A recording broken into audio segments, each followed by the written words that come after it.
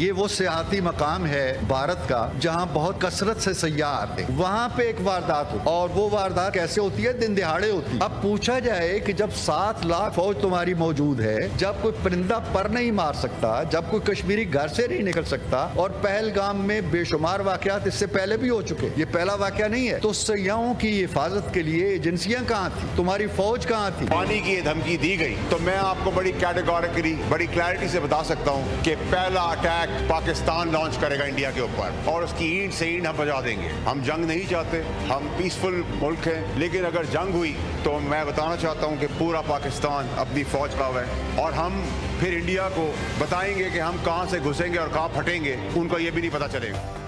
भारतीय इल्जामात, तमाम सियासी जमातें यकजबान, पहलगाम फॉल्स फ्लैग ऑपरेशन पर ऑल पार्टीज कॉन्फ्रेंस बुलाने का मुतालबा। सेनेटर इरफान सिद्दीकी ने कहा, पहलगाम वाक़े के तमाम पहलू मशकूक हैं, भारत का झूठ अब चलने वाला नहीं। सेनेटर फैसल वावदा बोले, पाक भारत कशीदगी पर APC बुलाएं, तहरीक इंसाफ समेत तमाम जमातों को बिठाएं, पूरा पाकिस्तान पाक फौज के पीछे खड़ा है। सेनेटर अली जफर का कहना था कि भारत अपने गिरबान में झांके, पहलगाम वाक़े से मुतालिक भारतीय इल्जामात बदनीयती पर मबनी है।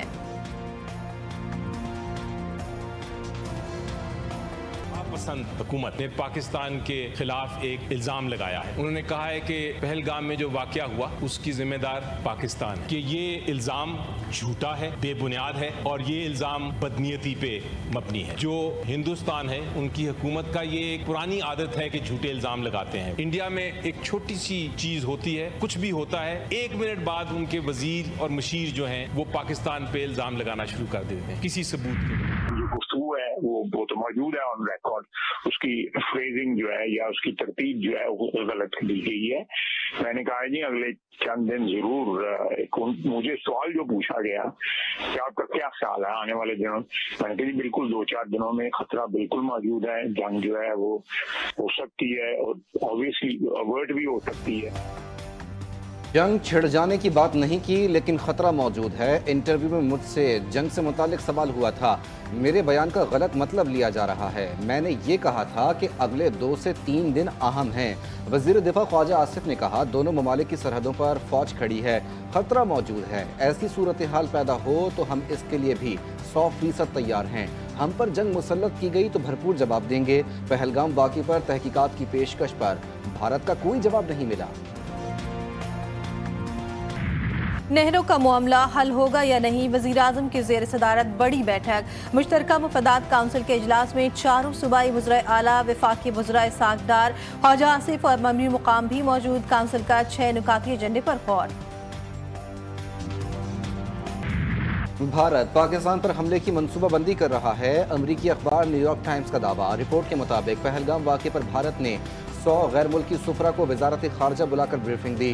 भारतीय हुक्काम ने तहकीकात के दौरान तकनीकी इंटेलिजेंस फराहम की, ताहम ठोस सबूत पेश न कर सके। आलमी रहनुमाओं ने बगैर किसी ठोस सबूत के पाकिस्तान के खिलाफ कार्रवाई न करने का मशवरा दिया। पहलगाम में फर्स्ट फ्लैग ऑपरेशन को भारतीय हिंदुओं ने बीजेपी का ड्रामा करार दे दिया। हिंदू पंडित ने कहा, कहां ढूंढते फिरोगे, हमले का कसूरवार आपके अंदर है।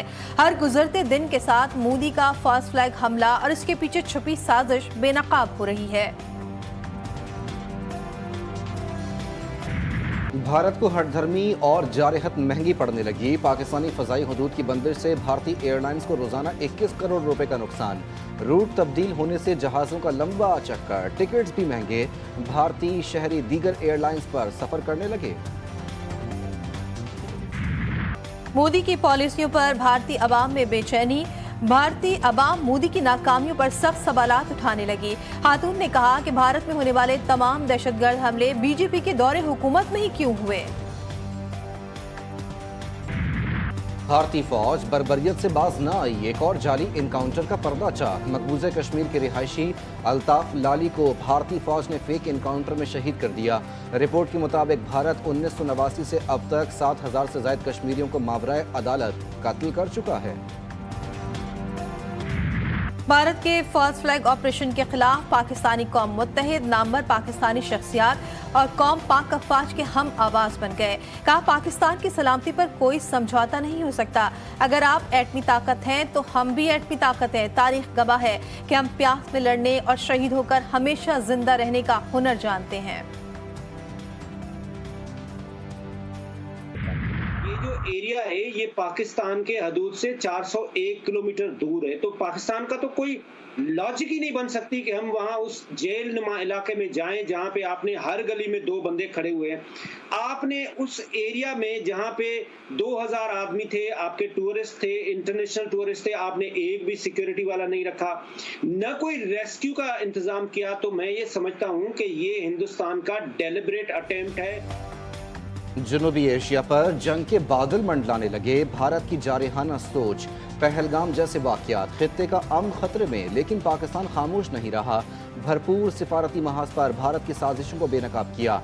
अक़वाम मुत्तहिदा की सिक्योरिटी काउंसिल में मजबूत आवाज़ बुलंद करके आलमी ज़मीर को झंझोड़ा, लेकिन दुश्मन बाज नहीं आ रहा। क्या भारत वाकई जनूबी एशिया के अमन का सबसे बड़ा दुश्मन बन चुका है? GTV की खुसूसी ट्रांसमिशन, भारत अमन का दुश्मन, तज्जियाकारों और सियासतदानों के साथ डिस्कशन, भारतीय अज़ाइम का पर्दा भी फाश।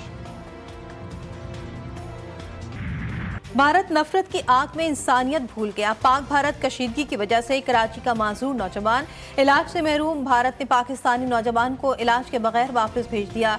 जख्मी नौजवान की वालिदा भारतीय पासपोर्ट पर भारत गई थी। पानी और मछली आती रही तो कोई बात नहीं। नून लीग के रहनुमा ख्वाजा साद रफी का भारत पर तंज। कहा, आप हमें तंग करने के लिए इसी तरह पानी और मछली छोड़ते रहें। हमसाये के बड़े हुकूक होते हैं।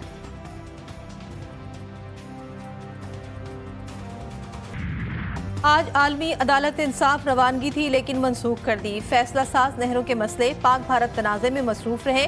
अटॉर्नी जनरल का सुप्रीम कोर्ट में फौजी अदालतों के केस की समाअत में बयान। कहा, मुशावरत के लिए मजीद 1 हफ्ता दरकार होगा। जस्टिस मंदुखेल का कहना था, हुकूमत जो पॉलिसी फैसला करे, हमने अपना केस देखना है। हुकूमत के फैसले से मुकदमे पर कोई असर नहीं पड़ेगा। ये पॉलिसी फैसला भी कर लें कि सिविल निज़ाम नाकाम हो चुका है, सब केसेस फौजी अदालत भेज दें। हम अहम केस की समाअत 5 मई तक मुलतवी।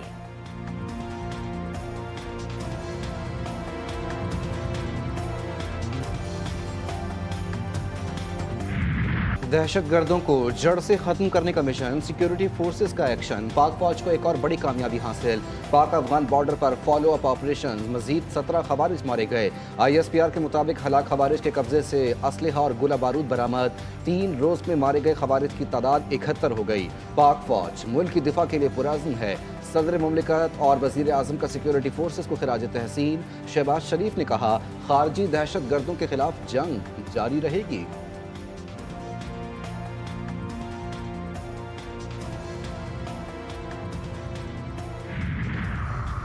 नौशकी में तेल बरदार ट्रक में धमाका, ड्राइवर जा बहाग। DSP समेत 4 पुलिस एहलकार जख्मी। आग लगने से 20 से ज़ायद अफराद झुलस गए। धमाके के बाद अस्पताल में इमरजेंसी नाफिज कर दी गई।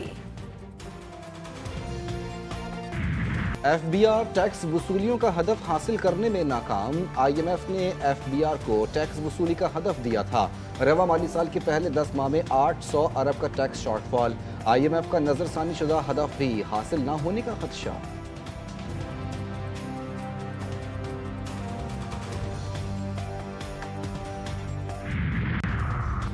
अवाम के लिए खुशखबरी, बिजली सारिफीन के लिए एक और रिलीफ का इम्कान। महाना और सहमाई एडजस्टमेंट की मद में बिजली सस्ती करने की दरख्वास्त दायर। नेपरा में दरख्वास्त की समाअत कल होगी। महाना एडजस्टमेंट के तहत बिजली 3 पैसे फी यूनिट सस्ती करने की दरख्वास्त की गई। सहमाई एडजस्टमेंट की मद में बिजली 1 रुपये फी यूनिट सस्ती होने का इम्कान।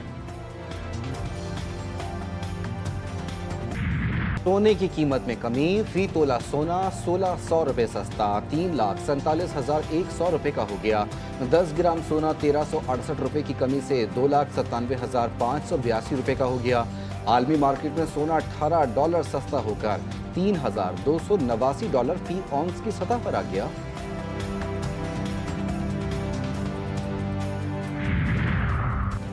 सिंध के मुख्तलिफ शहरों में कैनाल के खिलाफ एहतजाज। खैरपुर और नौशेरो फिरोज में बुकला का धरना 11वें रोज में दाखिल। कनकोट इंडस गोला मोड़ पर बुकला का धरना। धरने के बायस कौमी शाहरा पर गाड़ियों की लंबी कतारें लग गई।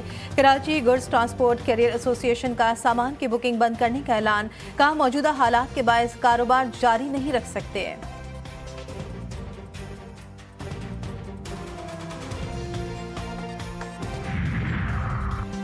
लाहौर में ग्रैंड हेल्थ अलायंस का एहतजाज और धरना 22वें रोज में दाखिल। पुलिस ने रैली को रोकने के लिए रुकावटें खड़ी कर दी। पुलिस और मुजाहिरीन में झड़प, लाठीचार्ज भी किया गया। मुजाहिरीन का सरकारी अस्पतालों की निजकारी खत्म करने का मुतालबा। होशियार, खबरदार, गर्मी पड़ेगी लगातार। महकमे मौसमियात ने बुरी खबर सुना दी। मुख्तलिफ शहरों में अप्रैल के आखिर तक मौसम गर्म और खुश्क रहने की पेशगोई। कराची में भी मौसम इंतहाई गर्म, पारा 38 तक जा पहुंचा। गर्मी की शिद्दत 43 तक महसूस की जाने लगी। सिंध, बलूचिस्तान और पंजाब में भी सूरज आंख बरसाता रहा। खैबर पख्तूनख्वा के मैदानी इलाके भी शदीद गर्मी की लपेट में। 1 मई से मुल्क के मुख्तलिफ शहरों में बारिशें मुतवक्के।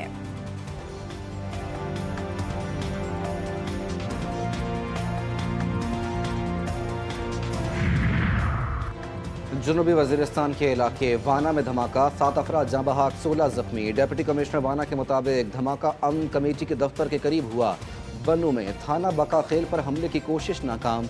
20 से 25 दहशतगर्द थाने के करीब पहुंचे। पुलिस एहलकार अलर्ट थे, दहशतगर्द फरार हो गए। स्पेन और पुर्तगाल में बिजली का ब्रेकडाउन, निज़ाम जिंदगी मफलूज हो गया। मार्केटें, शॉपिंग मॉल और रेस्टोरेंट तारीकी में डूब गए। एटीएम्स ने काम करना छोड़ दिया। कैश पॉइंट्स पर लंबी कतारें। ट्रैफिक लाइट्स बंद होने से ट्रैफिक दरहम बरहम। मेट्रो सर्विस भी बंद हो गई। बिजली की मुअत्तली से फ्रांस में जुज़वी तौर पर मुतासिर। स्पेन के वज़ीर आज़म ने हंगामी सिक्योरिटी इजलास तलब कर लिया। कौन बनेगा कनाडा का नया वजीर आजम? पार्लिमानी इलेक्शन के लिए वोटिंग जारी। लिबरल पार्टी सरबरा और वजीर आजम मार्क कार्नी और कंजर्वेटिव पार्टी के पियर पोली एवर के दरमियान कांटे का मुकाबला। 2 करोड़ 76 लाख वोटर्स में से 73 लाख हक के राय दही इस्तेमाल कर चुके हैं। वोटिंग पर ट्रंप की पॉलिसियों के गहरे असरात। HBL PSL सीजन 10 के दिलचस्प और सनसनीखेज मुकाबले। कोयटा ग्लैडिएटर्स की पेशावर ज़ल्मी को 64 रन से शिकस्त। ग्लैडिएटर्स ने पहले खेलते हुए 7 विकेटों के नुकसान पर 178 रन बनाए। हदफ के ताक़ुब पे पेशावर ज़ल्मी की टीम 114 रन बना सकी। कल मुल्तान सुल्तान और कोयटा ग्लैडिएटर्स मद्दे मुकाबिल होंगे। पाकिस्तानी अदाकारा अलीज़े शाह ने इंस्टाग्राम को खैरबाद कह दिया। इंस्टाग्राम अकाउंट से तमाम पोस्टें डिलीट कर दी। मद्दाहों के गैर मुनासिब रवैये पर दुख का इजहार।